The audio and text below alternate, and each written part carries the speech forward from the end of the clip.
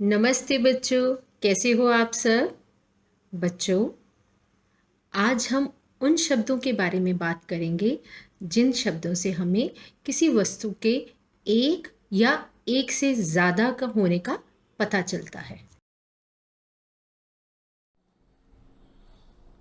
इन चित्रों को ध्यान से देखिए।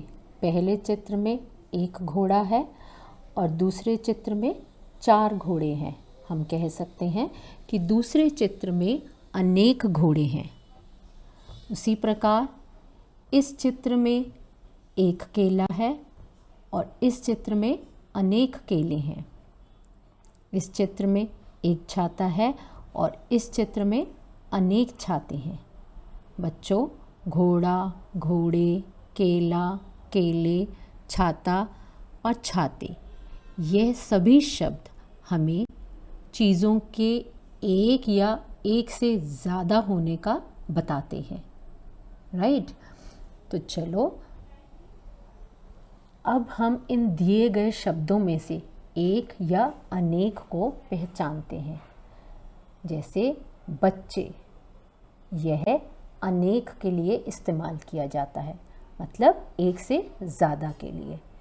उसी प्रकार बेटा एक के लिए, जूते एक से ज़्यादा के लिए, मटका एक के लिए, झूले एक से ज़्यादा के लिए, लड़का एक के लिए। राइट? तो याद रखिए, जिन शब्दों से हमें एक या एक से ज़्यादा के होने का पता चलता है, एक से ज़्यादा का मतलब अनेक का होने का पता चलता है, उन्हें हम क्या कहते हैं? वचन कहते हैं। राइट? वचन 2 प्रकार के होते हैं, एक वचन, बहुवचन। ओके? एक वचन मतलब जो हमें एक चीज़ के बारे में बताता है और बहुवचन जो हमें एक से ज़्यादा के बारे में बताता है। तो जिन शब्दों से संख्या मतलब नंबर, किसी भी चीज़ के एक के होने का पता चलता है, उन्हें हम एक वचन कहते हैं। जैसे तोता, जूता, पौधा। ओके? और उसी प्रकार जिन शब्दों से हमें अनेक के होने का पता चलता है, अनेक होने का पता चलता है मतलब एक से ज़्यादा होने का पता चलता है, उन्हें हम बहुवचन कहते हैं। जैसे तोते, जूते, पौधे। आपने देखा ना, यहाँ पर कितने सारे जूते हैं? 6, या हम कह सकते हैं 3 पेयर हैं। तोते भी एक से ज़्यादा हैं, पौधे भी एक से ज़्यादा हैं। आपने ध्यान दिया होगा कि जब हम एक से अनेक बनाते हैं इन शब्दों में, तो हमने क्या किया था? आ की मात्रा को हटाकर, व्यंजन के साथ जो आ की मात्रा लगी हुई थी उसको हटाकर हमने कौन सी मात्रा लगा दी? ए की मात्रा लगा दी।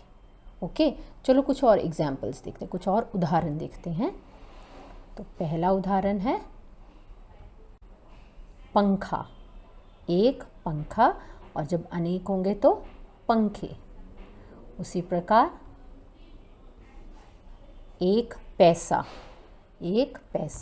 और अनेक पैसे। एक थैला, अनेक थैले। एक लड़का, अनेक लड़के। तो बच्चों, आपने देखा कि जब भी हम एक वचन से बहुवचन बनाते हैं तो हम क्या करते हैं? व्यंजन के साथ जो आ की मात्रा लगी हुई है, लास्ट वाले व्यंजन के, जो आखिर वाले व्यंजन के साथ आ की मात्रा लगी हुई है, उसे हम ए बना देते हैं। ओके? फाइन। तो मैंने अब आपको एक पीडीएफ भी भेज रही हूँ, मैं आपको एक पीडीएफ भी भेज रही हूँ।